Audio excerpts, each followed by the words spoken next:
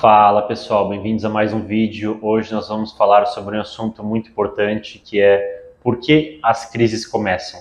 Então nós temos algumas formas de uma crise iniciar. Uma delas é o que a gente está vendo agora, por exemplo, com a Rússia e com a Ucrânia, seria uma crise causada por causa de uma guerra. Então a gente vê o PIB da Ucrânia despencando e o PIB da Rússia despencando. Qual que é o motivo? Guerra. O que eu quero dizer com uma crise econômica, só para explicar para vocês, seria uma queda seguida do PIB por vários trimestres. Então, nós temos, por exemplo, a crise de 2020, agora, a crise do Covid, que seria uma crise por legislação, por regulação, por decreto. Então, acho que para generalizar, seria melhor dizer que é uma crise por regulação. Então, quando em 2020 os governos vêm e fazem um lockdown, proíbem as empresas de abrir, as pessoas de trabalhar, isso gerou uma crise econômica. Então a gente tem crises econômicas por guerra, por regulação do governo. Nós temos também crises econômicas por fraude. Então imagina que eu tenho uma economia de um país, de uma ilha, um país pequeno. E você tem lá uma empresa que representa 50% do PIB desse país. E essa empresa, digamos que ela é uma mineradora de ouro. E ela frauda as quantidades de reserva. Ela diz que ela tem uma quantidade de reserva de 100 toneladas e é 50 toneladas. Ela vai lá e frauda o balanço dela, então ela diz que ela teve um lucro ou que ela tem despesas menores do que ela realmente tem, teve um lucro maior do que o que ela realmente tem, e daí essa fraude é descoberta, e daí isso acaba gerando uma crise econômica naquele país, naquela ilha, naquele país pequeno, por exemplo. Então, fraude econômica seria uma outra forma de você ter uma crise. Outra forma de você ter uma crise seria por expansão monetária. Então o governo começa a imprimir dinheiro, imprimir dinheiro, imprimir dinheiro, depois ele para com esse processo de impressão de dinheiro, existe uma contração na liquidez, existe uma queda nesse processo inflacionário e aí acaba acontecendo uma crise. Então essa é a quarta forma de haver uma crise econômica. E a quinta forma de haver uma crise seria por um processo de euforia. Então, os agentes de determinada economia ficam muito eufóricos e acabam esticando muitos múltiplos. Começam a comprar os ativos, por exemplo, a preços muito altos, e isso acaba gerando uma crise financeira. Agora vamos para exemplos de crise. Então, nós temos, como eu já falei para vocês, a crise agora na Rússia e na Ucrânia por causa da guerra. Nós temos a crise em 2020 por causa da regulamentação do governo. Nós temos também a crise em 2001, que não chega a ser uma crise porque o PIB ele não caiu por vários trimestres seguidos, mas houve sim ali um prejuízo econômico, que seria algo mais voltado à euforia. Então nós temos o Nasdaq, que subiu muito, a múltiplos muito elevados, e dele acabou tendo uma queda muito grande. Então os investidores ficaram muito eufóricos a respeito do mercado de tecnologia. Então não dá para dizer que isso acabou gerando uma recessão, mas acabou sim gerando um prejuízo econômico para toda a economia dos Estados Unidos e que acabou também afetando outras economias. Nós temos a crise de 2008, que dá para dizer que foi uma crise tanto por expansão monetária quanto por regulação do governo. Então é interessante fazer um parênteses aqui para explicar um pouco mais a crise de 2008 para vocês. Então a gente tem ali, eu não lembro agora exatamente se é no final do governo Bill Clinton ou começo do governo Bush, o Fannie Mae e o Freddie Mac, que é como se fosse um Minha Casa Minha Vida, só que nos Estados Unidos, uma Minha Casa Minha Vida usando esteroides, basicamente. Então eles vão movimentar aí um volume de crédito muito maior do que o Minha Casa Minha Vida, por exemplo, movimenta no Brasil. E a ideia dessas duas organizações é fazer mais ou menos o que o Minha Casa Minha Vida faz, que é facilitar o crédito para uma pessoa conseguir adquirir um imóvel. Só que daí o que acontece? Por populismo, como eu disse, não sei agora se foi exatamente no final do Bill Clinton ou no começo do governo Bush, eles facilitaram esse acesso ao crédito. Então, antes eu quero 1 milhão para comprar uma casa. Tá bom, você precisa preencher certos requisitos para você conseguir captar esse crédito. Só que daí o governo foi lá e afrouxou esses requisitos para você conseguir esse empréstimo. Ou seja, ele começou a correr um risco maior, porque a chance dessas pessoas dar um calote e não pagar esse empréstimo aumenta. Como o Fannie Mae e o Freddie Mac nos Estados Unidos, eles gira um volume muito grande de crédito, isso acaba meio que forçando os outros bancos também a facilitarem o acesso a esse crédito. Ou seja, começam a correr mais risco. Esse é um ponto, e acredito que seja o principal ponto por trás da crise de 2008.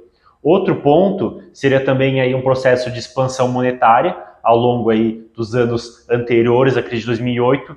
E outro ponto seria uma regulação que foi passada no Congresso americano no começo de 2008, onde a precificação da dívida e dos ativos imobiliários acabou mudando. Então essa regulação fez que os ativos imobiliários acabassem perdendo um pouco do seu valor. Isso fez com que houvesse uma chamada de margem, porque as pessoas usavam esse ativo imobiliário como colateral para fazer empréstimos. No momento que esses ativos imobiliários começaram a valer menos, houve uma chamada de margem. Como não havia como fazer frente a essa chamada de margem, as posições começaram a ser zeradas e aí houve um processo de crise. Porque a gente tem que entender que na economia acontece um efeito dominó. Então, se você, por exemplo, tem uma empresa, você compra insumos de alguém, trabalha eles na sua empresa e daí vende para o seu consumidor. Se quem comprou de você não te paga, o consumidor não te paga, você não consegue fazer frente aos seus gastos, você não consegue pagar a empresa de onde você comprou os seus insumos. E aí você gera um efeito dominó, onde um não te paga, você não paga o outro não paga um não paga o outro, e aí você inicia um processo de quebradeira generalizada. Bem, espero que vocês tenham entendido a crise de 2008. Agora vamos falar um pouquinho da crise de 1929, a Grande Depressão. E aqui tem muitas falácias a respeito desse assunto. Então eu lembro que na escola uma coisa que eu ouvi a respeito da crise de 1929 era que foi uma crise de superprodução. Então os Estados Unidos ele produzia muitos bens, só que daí a Europa começou a recuperar sua capacidade industrial e daí com isso os Estados Unidos não conseguiam mais escoar esses bens produzidos e daí isso acabou gerando uma crise. Bem, existe uma parcela de verdade aí, mas esse não foi o principal motivo por trás da Grande Depressão. Então vamos imaginar primeiro essa explicação, né? Você tem aqui, por exemplo, um consumo de bens e daí você tem aqui um aumento no consumo. Aí houve a questão da guerra, né, em 1914 e 1918 na Europa. Então depois a gente pode imaginar, deixa eu fazer outro gráfico aqui primeiro. Então digamos que a gente tinha aqui um consumo, deixa eu fazer de uma cor diferente. Nós temos um consumo na Europa e nós temos uma produção. Aí vem a Primeira Guerra Mundial, o que acontece? Empresas são destruídas, fábricas são destruídas e essa produção acaba sofrendo. Ou seja, aí acaba havendo um desbalanceamento entre o consumo europeu e a produção.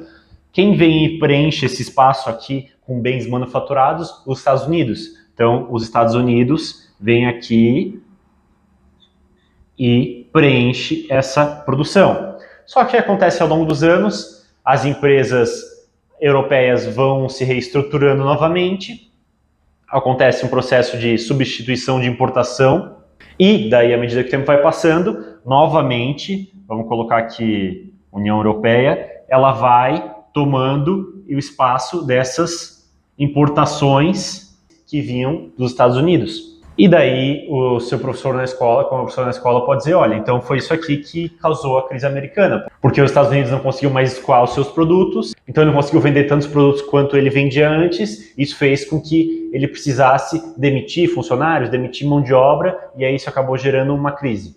O problema nessa visão é que a crise aconteceu em 1929, e esse processo de substituição de importação é um processo que aconteceria ao longo de vários anos. Então vamos imaginar um processo aqui de consumo e produção. Então a gente tem aqui consumo, produção, e eles vão andar aqui muito próximos, porque você não tem como consumir mais do que é produzido e você não tem como produzir muito mais do que é consumido. Você até tem, mas não faz sentido. Por que eu vou produzir 150 sacos de milho se eu sei que só vão ser consumidos 100 sacos de milho? Não faz sentido. Talvez eu possa até produzir 101 sacos de milho, 102 sacos de milho, mas vai ser algo muito próximo ao que é consumido. Não faz sentido eu produzir muito mais do que é consumido. Aí vamos imaginar, você tem aqui produção americana e consumo americano. Aí tem a Primeira Guerra Mundial, várias empresas são destruídas na Europa, E aí, esse consumo baseado no consumo europeu, baseado na exportação de bens manufaturados pelos Estados Unidos, acaba aumentando. Então, os Estados Unidos precisa aumentar a produção dele para fazer frente ao consumo europeu. Muito bem. Só que os anos vão passando e esse consumo acaba ficando flat e talvez até caindo um pouco. E a produção vai ter que acompanhar. Agora, esse processo aqui justifica, sim, a economia dos Estados Unidos talvez ficar flat ali por alguns anos, ter uma dificuldade de crescer, porque ia haver esse processo de substituição de importação. Agora, isso não justifica uma crise econômica nos Estados Unidos. Há outros fatores que são muito mais importantes do que esse, que causam a Grande Depressão de 1929. E um desses fatores, o principal deles, que no caso é muito parecido com a crise de 2008, é que o governo facilitou o crédito rural. Então o governo afrouxou as regras para ser concedido o crédito rural. Com isso, muita gente acabou pegando crédito e as pessoas não tinham capacidade de pagar esses empréstimos. Então, no momento que a economia deu uma balançada, acabou fazendo com que vários produtores rurais acabassem dando calote na sua dívida. Isso acabou contaminando o resto da economia. Outro fator, além da flexibilização do crédito e da diminuição das exportações americanas, foi a forma como a depressão foi combatida pelo governo americano. O governo americano regulou mais o mercado, aumentou o protecionismo dos Estados Unidos, ou seja, a crise de 1929 foi criada muito mais pela regulamentação governamental do que por qualquer outro motivo. Nossa, Marcos, mas então você está me dizendo que o governo que cria a maioria das crises e não é o mercado financeiro? É exatamente isso que eu estou dizendo. Mas, Marcos, então você está dizendo que se não houvesse o governo, então não haveria crises? Não, não é isso que eu estou dizendo. Vamos fazer um desenho aqui para vocês. Se não houvesse um Estado, o que iria acontecer? Iriam haver, sim, correções no mercado? Poderia até existir uma crise. Só que essas correções ao longo do tempo iam ser muito mais suaves do que é hoje. O que acontece hoje? Acontecem movimentos mais agressivos de correção. Acontece aqui depressão, acontece aqui uma recessão. Por que acontece isso? Guerras, regulamentação, expansão monetária, fraude. Agora, iria haver sim momentos de euforia no mercado, onde o mercado talvez ia subir mais do que seria o preço ideal, e daí haveria uma correção, e poderia haver também fraude, o que poderia acabar causando quedas maiores. Agora, expansão monetária, crises, depressão por expansão monetária, recessão por expansão monetária, isso não aconteceria. Por guerra, isso também não aconteceria. E crises por regulamentação também não aconteceriam. E a gente sabe que a maior parte das crises, quase todas, tem como drive, como fator principal por trás, guerra, regulamentação e expansão monetária. Espero que vocês tenham gostado do vídeo de hoje. Um abraço e até o próximo vídeo.